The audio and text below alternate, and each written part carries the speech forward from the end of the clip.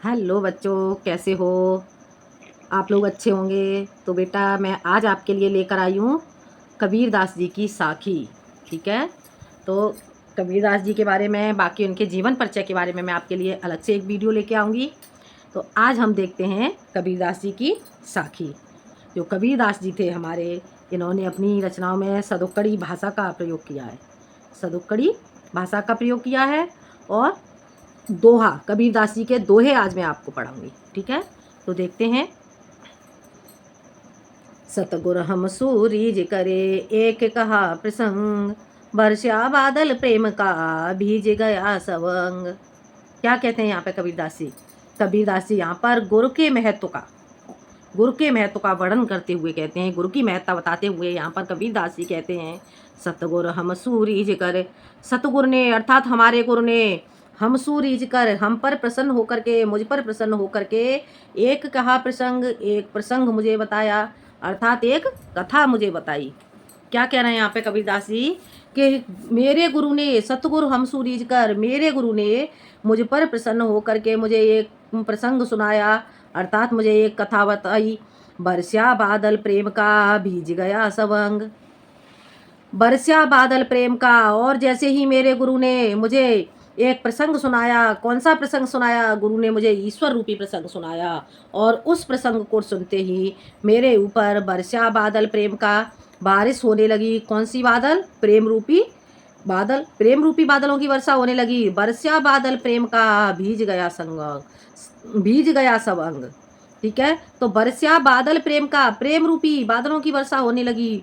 और उस बारिश से क्या हुआ? मेरा प्रत्येक अंग भीग गया। अर्थात ईश्वर के नाम रूपी प्रेम की वर्षा से मेरा संपूर्ण अंग भीग गया। आ गया समझ में? तो कबीरदास जी कहते हैं, सतगुर हम रीझ कर प्रसन्न होकर, सतगुर हमारे गुरु ने हम पर रीझ कर प्रसन्न होकर एक कहा प्रसंग, मुझे एक प्रसंग सुनाया। और उस प्रसंग को सुनने के बाद, उस कथा को सुनने के बाद मेरे ऊपर वर्षा बादल प्रेम का, प्रेम रूपी बारिश की बादलों की वर्षा होने लगी। और उस प्रेम रूपी बारिश से भीग गया सब अंग, मेरा संपूर्ण अंग भीग गया। ठीक है। हो गया क्लियर? समझ में आ गया? तो यहाँ पर कबीरदास जी हैं, कबीरदास जी ने सदुक्कड़ी भाषा का प्रयोग किया है, दोहा छंद है और शांत रस का प्रयोग किया है। ठीक है। और क्या इन्होंने यहाँ पे, जैसे बरस्या बादल प्रेम का, तो जहाँ वर्णों की आवृत्ति होती है, अपने आप इस चीज को देख लेंगे कि जहाँ वर्णों की आवृत्ति होती है तो वहां पर कौन सा अनुप्रास अलंकार होता है। तो यहाँ पे बरस्या बादल, यहाँ ब की आवृत्ति हुई है, तो इसलिए यहाँ पे अनुप्रास अलंकार हो गया। ठीक है। हो गया क्लियर? अब इसका संदर्भ कैसे लिखेंगे? इसका संदर्भ हम देखेंगे प्रस्तुत साखी, या ऐसे लिखेंगे प्रस्तुत पद्यांश। जो प्रस्तुत साखी हमारी पाठ्य पुस्तक काव्यखंड के साखी नामक शीर्षक से उद्धृत है। और इसके रचयिता कौन है? कबीरदास जी हैं। ये कबीरदास जी की साखी से लिया गया है। ठीक है। आ गया समझ में? ये इस तरह से इसका हम संदर्भ लिखेंगे। और प्रसंग में क्या लिखेंगे?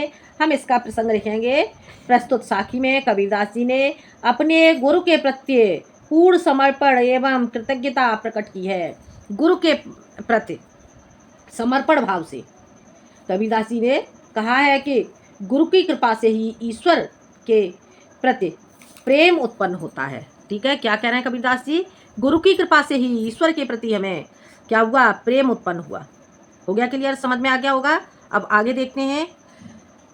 ये संदर्भ हो गया, प्रसंग हो गया, बाकी का अर्थ मैं आपको बता चुकी हूँ और काव्यगत सौंदर्य मैंने आपको बता दिया। ठीक है।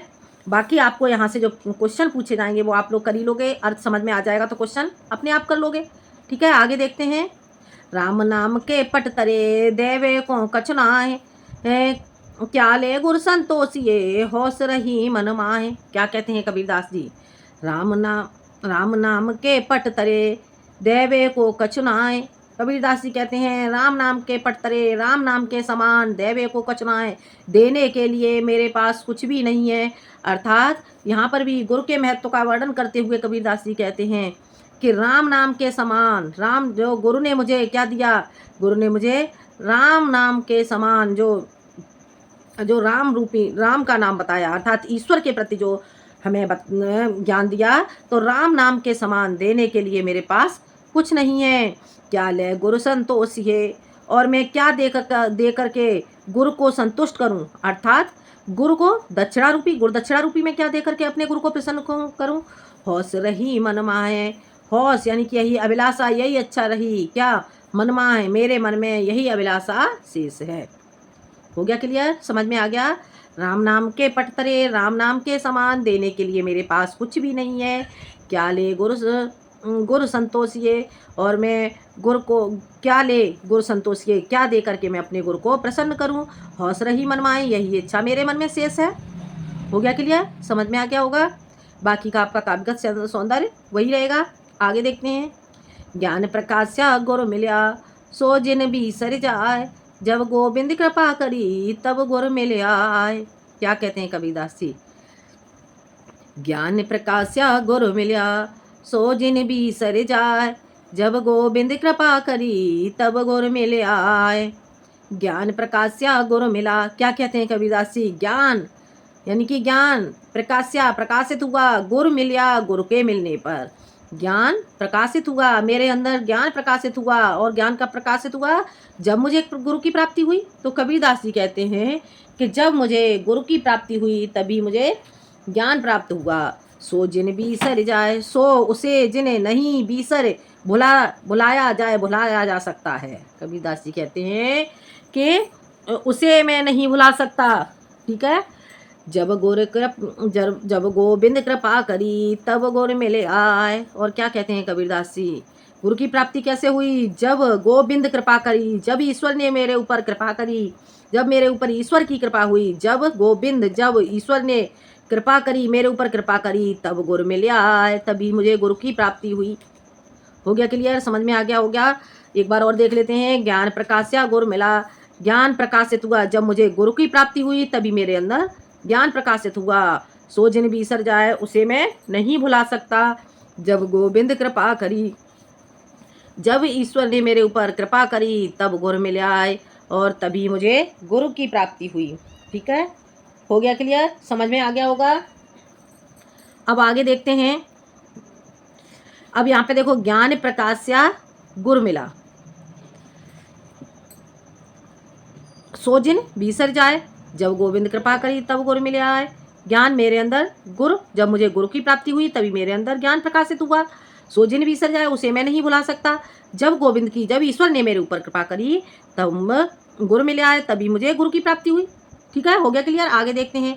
माया दीपक नर पतंग, भ्रम भ्रम एवं पड़ंत। कबीरदास जी क्या कहते हैं। माया दीपक नर पतंग, भ्रम एवं पड़ंत। कहें कबीर गुरु ज्ञान थे, एक आध उबरंत। कबीरदास जी क्या कहते हैं। माया दीपक नर पतंग, माया रूपी दीपक और नर पतंग। नर क्या है, यानी कि मनुष्य क्या है। उस दीपक में गिरने वाले कौन, नर पतंग है। मनुष्य पतंगे के समान है। जैसे कि मानो कोई दीपक जल रहा है और उसमें पतंगे उड़ करके आते हैं, और वो पतंगे उड़ करके उस दीपक में गिर जाते हैं। और जब वो उस दीपक में गिरेंगे तो क्या होगा, पतंगों के पंख जल जाते हैं, और लास्ट में अंत में उनकी मृत्यु हो जाती है। तो जैसे ही उसी प्रकार से माया क्या है, मनुष्य के लिए दीपक के समान है। माया मनुष्य के लिए दीपक के समान है। और जो मनुष्य है, मनुष्य क्या है, उसमें उस दीपक में गिरने वाले पतंगे के समान है। भ्रम एवं पड़ंत, और वो मनुष्य क्या है, भ्रमित हो करके इसमें गिर पड़ते हैं। किसमें, माया रूपी दीपक में। ठीक है, मनुष्य भ्रमित हो जाते हैं। जैसे कि जो सांसारिक प्राणी भ्रमित हो करके माया रूपी दीपक में गिर जाते हैं। कहें कबीर गुरु ज्ञान थे, एक आध उबरंत। कबीरदास जी कहते हैं गुरु ज्ञान थे, गुरु के ज्ञान से, गुरु ने जो हमें ज्ञान दिया। कहें कबीरदास जी कहते हैं गुरु ज्ञान थे, गुरु ने जो हमें ज्ञान दिया है, उस ज्ञान से एक आध उबरंत, एक यानी कि कुछ व्यक्ति हैं जो मुक्त हो पाते हैं। अर्थात कुछ व्यक्तियों का ही उद्धार हो पाता है। गुरु के ज्ञान के द्वारा भी कुछ व्यक्तियों का ही उद्धार हो पाता है। हो गया क्लियर, समझ में आ गया। माया क्या है, माया दीपक नर पतंग, माया रूपी दीपक में नर पतंग जो सांसारिक प्राणी होते हैं, कबीरदास जी कहते हैं कि सांसारिक प्राणी माया रूपी दीपक में पतंगे के समान गिरते हैं, भ्रमित होकर के, भ्रमे भ्रमे में पड़ंत, भ्रमित होकर के गिर जाते हैं। कहे कबीर गुरु ध्यान थे। और कबीरदास जी कहते हैं कि गुरु के ज्ञान के द्वारा एक आध उभरंत, एक आध यानी कि कुछ व्यक्ति ही उभर पाते हैं। हो गया क्लियर? यानी कि कुछ व्यक्तियों का ही उद्धार होता है। हो गया क्लियर? आगे देखते हैं। जब मैं था तब हरे नहीं, अब जब मैं था तब गुरु नहीं, अब गुरु हैं हम नाए, प्रेम गलियत सांकरी तामे दो न समाए। क्या कहते हैं कबीरदास जी? जब मैं था तब गुरु नहीं। जब मैं का अर्थ क्या हो गया? मैं का अर्थ हो गया यहाँ पे अहंकार। जब मेरे अंदर मैं था तब तक मुझे गुरु की प्राप्ति नहीं हुई। अब गुरु हैं हम नाए, और जैसे ही मुझे गुरु की प्राप्ति हुई है वैसे ही मेरे अंदर जो अहंकार था वो समाप्त हो चुका है। अर्थात गुरु के ज्ञान के द्वारा, गुरु ने मुझे जो ज्ञान दिया है, यहाँ पर कबीरदास जी गुरु के महत्व का वर्णन करते हुए कह रहे हैं कि जैसे ही गुरु ने मुझे ज्ञान दिया है वैसे ही क्या हुआ, अब मेरे अंदर जो अहंकार था वो समाप्त हो चुका है। प्रेम गलियत सांकरी, प्रेम रूपी गली। कैसा प्रेम? ईश्वर के प्रति प्रेम। कबीरदास जी कह रहे हैं प्रेम गली, ईश्वर रूपी, ईश्वर से प्रेम रूपी जो गली है वो कैसी है? अति सांकरी, बहुत अधिक कठिन है। सांकरी का अर्थ क्या हो गया? बहुत अधिक कठिन है। तामे दो न समाए, उसमें दो व्यक्ति, तामे दो न समाए, उसमें दो व्यक्ति नहीं रह सकते। कौन कौन दो व्यक्ति नहीं रह सकते? उसमें दो नहीं रह सकते, यानी कि अहंकार और गुरु। जब तक हमारे अंदर अहंकार रहेगा तो अहंकार और ईश्वर, अहंकार और ईश्वर दोनों नहीं रह सकते। जब तक हमारे अंदर अहंकार है तो हमें ईश्वर की प्राप्ति नहीं होती, और जब हमारे अंदर से अहंकार समाप्त हो जाता है तो तभी यहाँ पर ईश्वर की प्राप्ति होती है। ठीक है, तो इतना आपको समझ में आ गया होगा। इसमें काव्यगत सौंदर्य में आपको बता चुकी हूँ। सदुक्कड़ी भाषा का प्रयोग हुआ है, दोहा छंद का प्रयोग किया गया है, शांत रस है, और जो आपका प्रेम गली में प्रेम गली अति सांकरी। ठीक है, तो कबीरदास जी यहाँ पे क्या कह रहे हैं? जो आपका ये हो गया प्रेम गली, तो प्रेम गली में उपमेय और उपमान का अभेद, प्रेम गली में उपमेय और उपमान का अभेद होने के कारण रूपक अलंकार है। ठीक है, और देखते हैं। जब मैं था तब गुरु नहीं, अब गुरु हैं हम ना हैं। अब यहाँ पे देखते हैं, नहीं, अब गुरु हैं हम ना हैं हा का कितनी बार बार आवृत्ति हुई है, तो यहाँ पर कौन सा अलंकार हो गया? यहाँ पे अनुप्रास अलंकार का प्रयोग हुआ है। कबीरदास जी ने अनुप्रास अलंकार का भी प्रयोग किया है। ठीक है, तो आपको समझ में आ गया होगा। जो हमारे कबीरदास जी हैं, हमारे कबीरदास जी ने सदुक्कड़ी भाषा का प्रयोग किया है, शांत रस का प्रयोग किया गया है, और जहाँ वर्णों की बार बार आवृत्ति हो गई है तो वहाँ पर जैसे गुर ज्ञान, तो ग और ग की आवृत्ति हो गई तो यहाँ पे भी अनुप्रास अलंकार हो गया। ठीक है, और भी जैसे ज्ञान प्रकाश या गुर, यहाँ पे भी ये आपका ग की आवृत्ति हो गई तो यहाँ पे भी आपका अनुप्रास अलंकार हो गया। ब और ब में अनुप्रास अलंकार हो गया।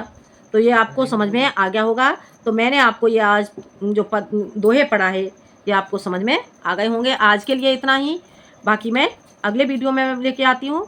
धन्यवाद।